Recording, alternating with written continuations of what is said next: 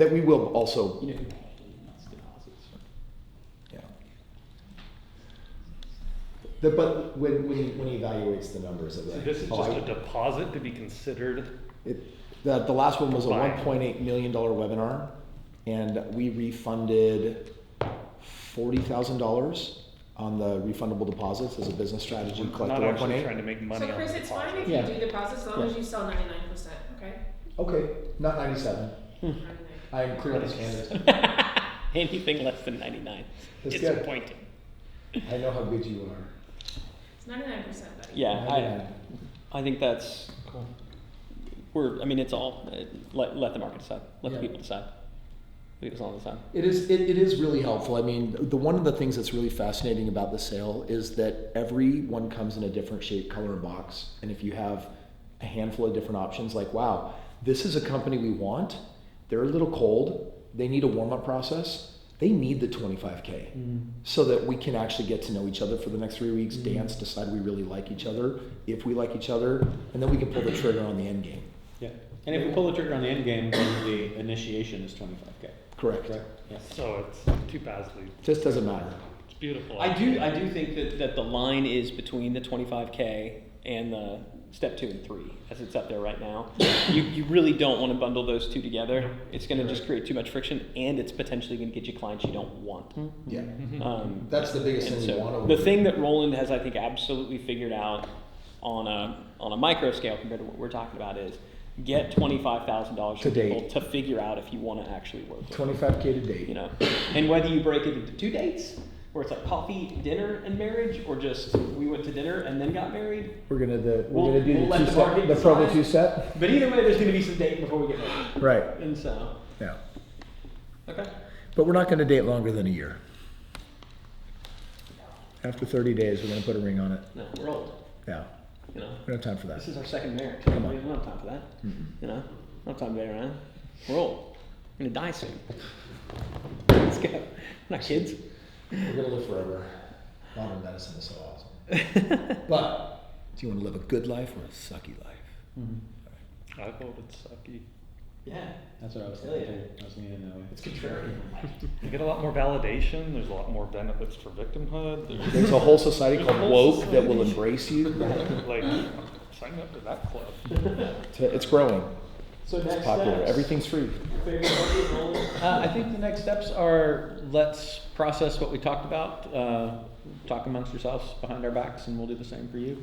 And then if it looks like it's a go, then let's figure out what the. I won't shave my beard if that's a requirement. I'm just gonna say it right now. That's a hard line. Yeah. I have a baby face. I can get him to shave it. I won't shave it. Yeah. We make the deal good. Other Chris will market shave that details. beard. No, it happened at 37. My body finally said, "You completed puberty. You may now grow patchless beard." It happened. It's true. So I'm keeping it. Besides, my wife might divorce me if I do lose it. So just so you know, other than that, everything's on the table. I mean, we're willing to accept your condition. It's going to mean a pretty big give back on your side. Yeah, but yeah. 100% equity, 100% of the work. I think I got it. 100%. Is that right? But maintain beard. But maintain beard. Yeah. It's worth it. We gave you something. Yes. Yeah, we'll talk and then be thinking about. I guess we'll need once we're clear on what the discovery is, the delivery is for that 25K, 5K. What does that mean in terms of assets that wind up coming into the company? That You keep saying things that that, get but created. I don't know what you mean. You keep using that word. I'm not sure you know what it means. I don't think- Inconceivable. Yeah. I do not think that was mean specifically. You keep saying that, Ryan. What? Roland? What are the assets? Roland said it. Roland. Are you just saying how much do we need to capitalize the company? I'm going to let you No. guys have the conversation with Tim on the way home about Assets? What assets are. Hey, Tim. What does he mean? When I'm looking at a balance sheet and it says assets, what are we talking? I think we're more looking at like. Are you looking at IP? Are you looking at startup capital? Are you looking at I don't know. who's putting it together? Anything capital. Ownership of marketing list? I think it's mostly IP. Yeah. It's what? Mostly IP. IP. Yeah. Oh. What contributions need made from an IP perspective to get the thing to go? Well, what might be really kind of cool is I wouldn't be surprised if you're building up exit value on your IP. So why don't you just license it to the corporation? We'll do the same. And then There's Yeah, a- I'm not concerned about that as much as just what do we need to go? You know, what needs to be there? Let's just say that in theory we did like this. I think what would be really awesome is to have a member of our team deep dive on your stuff and say, what does beautiful augmentation look like, so that we can be throwing your names around, representing you appropriately on, saying things like the 5 exits and adding curriculum and augmenting what we have, and also making sure that I doubt there's really going to be a lot of weird layover, but it's making sure that we are complete and unified, so that if someone's going through Scalable, if someone's going through Epic, they're saying, wow, this is, there's nothing contradictory. This is a beautiful, seamless process. Everyone is getting credit where it's owed and due. It's represented really well, and with your stuff, we created a more complete whole. I think that that's part of the implementation plan. The same way it's just like building some new IP around a 4-ish session sales process to build deeper rapport. I think there's questions on that consultation in the beginning, like how much time, Tim, can your people allocate to that sort of a deep dive? We have budget. It's just about building the team and defining what it is and what it's not, because I don't think that everyone needs a dive as deep as you, that I've seen you deliver. Right? I think it needs to be a little bit more in a can. Within that fee, it'd be pretty tough to do that. Yeah. Also, obviously, when they're on QuickBooks, it's super easy. Everybody won't be on QuickBooks, right? And I think making it not just simple for you, but also simple for them. We talked about that today, like with one of our assessments. It's like, we want it to be, it's hard to get people to do things, even though they are allegedly motivated. So the lower the friction to them delivering what you need to be able to make the assessment, it sounds like it's easy if it's the QuickBooks thing and you can probably automate that yourself. But like, what if it's not? Then how do we make it? Because I'll tell you what'll stop me from signing up for any financial thing is upload your past 7 years tax statements and upload this and upload that. We're going to call it the Jim View Fractional Family House Mastermind. Exactly. We'll never train or teach. We just want you to do hard things. Yes. I got it. We always say the very hardest thing about what we do is getting access to the data. Yeah, correct. That is the hardest part. Financial and taxes, it's always. And that's what I was saying, it may be an aspect of the ideal client profile is they have some type of account. And if we're going to say that it needs to be a minimum $1 million in profit, they should have something. It may not be QuickBooks, it may be Xero, or it may be NetSuite, but dear God, they should have something. Not accept anybody that has NetSuite. That's a no. Do you feel that Or way? MySpace. Yes. Oh, so if There'll we be no beard shaving for Kris, no NetSuite. and no for NetSuite, anybody. I'm with you on the NetSuite. We literally double. Here's how we save you $200,000 right off the bat. Kill NetSuite. Get rid of Get NetSuite. QuickBooks. Yeah, we double a client fee if it's NetSuite. Literally, what would it have been? Okay, double it. Yeah, agreed. So there's a lot to talk about.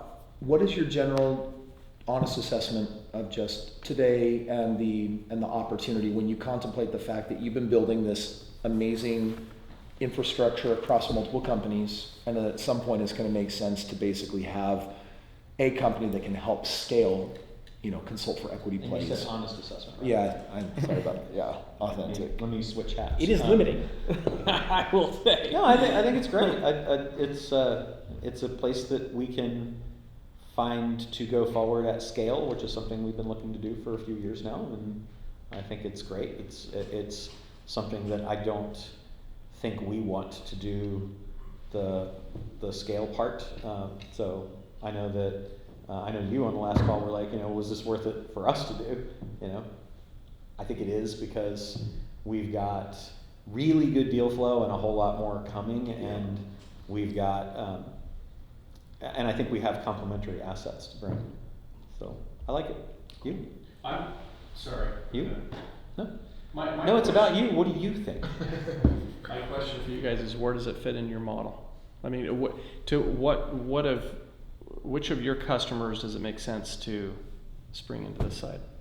I think it provides another place for our Epic. It's another benefit for our Epic people, and it's a place for our Exit Ready people that don't exist yet, that we're in the process of bringing in to come. And honestly, because that's what you asked for, the consulting for equity. I mean, to me, it fits all of those categories of people. And so for us, I think it's just going to be a question of who do we invite to submit this stuff.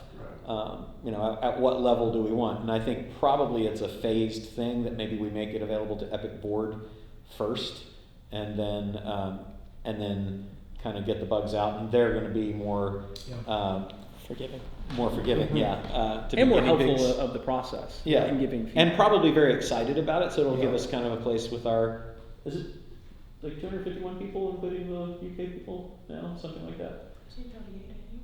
238 people. And these are people that would like, dude, I would love to invite Roland and Ryan in, but they just don't have that door's not open for them.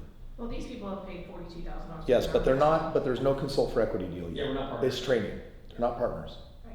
Yeah, correct. yeah. They would love to do a deal with us, and by us, I'm mostly rolling on that side. But yeah, there's not a great vehicle to make that happen. And so, I mean, to answer your, like, where I think it fits in is that there's a group of people who would love to do deals with us and bring their deals to us, and we don't currently have a structured way of making that happen. And I'll tell you what they need, what they're going to need for this is most of their issues, as is the case with a lot of people, is mindset around that. If they're not taking action, usually it's not because they don't want to take action, it's because they are afraid of looking foolish because they don't have the knowledge, skills, or credibility to do this thing that they're saying they're going to do. They don't know if And the girl's so, ready to be kissed. So we then give them the ability to say, look, you don't have to do any of it. Yes. You have a team that has ridiculous credibility Yeah. that you can say Yeah. will be actually doing this. Yeah. That's, to me, very, very huge. From a feature standpoint, like in selling CFE and Epic Board, it's when you're in this thing, you also get to plug into our deal network and our partners that we have where we can do this. So if you want to do deals with us, this is how it works. We do deals through this, through our consulting for equity, group. And so I think it makes those offers more appealing from a feature standpoint. It also there are it gives us the ability to do what we want to do at scale. Yeah. But we're not going to. And another source is on the scalable side, those people who want more, they want increased access, to. It's like, well, what is there beyond Founders Board? We're, like I said, not planning Or to do instead of that next year. a lot of them don't want a mastermind. I don't join another mastermind. Right. Yep. I just want somebody to come and do it. Okay, well, there's this thing over here that we're doing. That's not currently an offering at Scalable, and nor is it anything that anybody's planning to build over there. Yeah. So I think it fills a lot of them, and then just even with our personal brand saying, hey, yeah, we love doing deals, so come over here to have a place for the ones where, okay, maybe this isn't one that we want to do, the two of us being actively involved partners in a company, like at the level that we're partners, that you guys are partners now and that we'd be partners in this. But here's a place where we can plop them where we can still say that we would be partners on this. Right. But it's more of a factory-based kind of thing. I wouldn't use those words talking to them, but so yeah, it fits in. I think it fits in well. And all of this now, which is what I was looking for, which wasn't clear to me the first time we talked. How does this build something that we couldn't or wouldn't build on our own outside of this relationship? And I think that's the thing. We don't want to necessarily build something that could deal with 1,000 capacity. Yep. And that kind of bleeds into a question I have for you, curiosity. Maybe you both know. This type of company, let's say that you're successfully able to build a consult for equity conglomerate, and you build up leadership trainings and business trainings and personal trainings, and these companies, for the most part, are getting what they're looking for. They're thrilled, they're excited, they're getting the growth. They credit that to this thing that's been established. What is the multiplier on something like that at scale? I think it's a strategic buyer, and you're probably in the 15 range. Got it.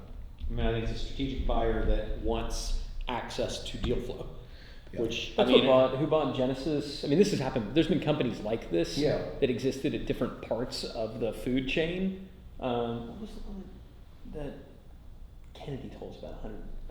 Generational. Yeah, I mean, different. Yeah, Smith Barney bought generational equity for Down in Texas. Yeah. So, if all you ever did was hit your $10,000 a month, which because that's a minimum, that's just kind of ridiculous. And if you actually ended up getting a, I think it's 1.5. Go ahead. no, it is, it's 1.5 billion. Yeah. No, you're right.